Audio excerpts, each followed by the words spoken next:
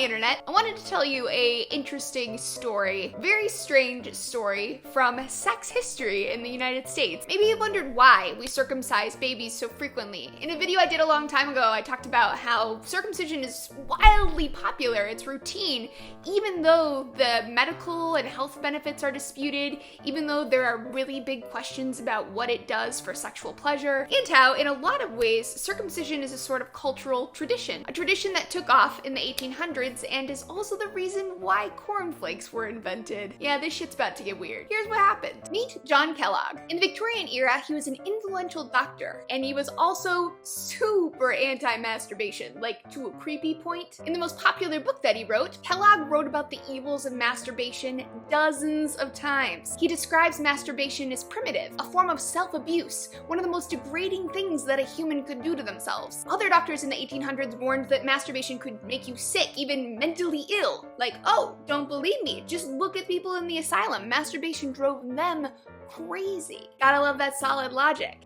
For paranoid Victorian parents, Kellogg and other doctors offered a list of warning signs that their kids might be masturbating. Sudden changes in mood, unpredictable appetite, acne, staying up late. So, you know, things teenagers never do. Now this is the Victorian era, right? Context, two major waves of Protestantism had just swept Europe and America. Protestantism is like the great grandmother of evangelical Christianity. You know, these guys. Finish it, Lord!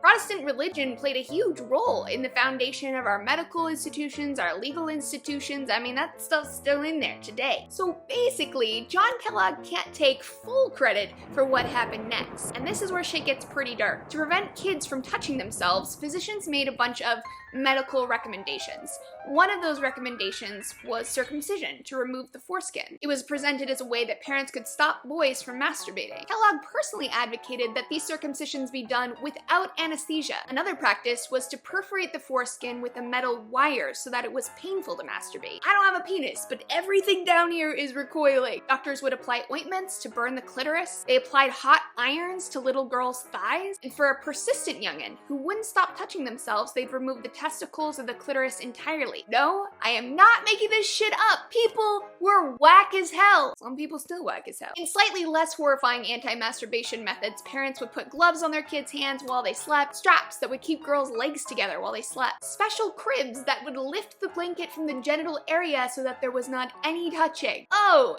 and these. No biggie, just sharp points for the penis. These handy contraptions are not to be confused with chastity belts, which were used a few hundred years earlier to prevent women from having sex. Another remedy for masturbation suggested by doctors? A bland diet. Kellogg advised that people avoid meat and well-seasoned food, that those types of foods could get you a little too, you know, excited. I mean, nothing gets me going like paprika. Kellogg advised that plain foods like cereals and nuts would help keep your libido in line. While he was the superintendent of a mental health facility in Battle Creek, Michigan, Kellogg got busy inventing diet solutions for masturbation. And that's how he came to invent, you got it, cornflakes. May cornflakes always make you think of foreskin. History, it's so fascinating and also terrifying. Let me know what your thoughts are down below. This video was done as part of a collaboration with my buddies over at Life Noggin. They made a video about why human beings reproduce sexually, which is an interesting question when you think about it. Check it out here, or I'll put links down below. I love y'all, I'll see you next time. Mwah.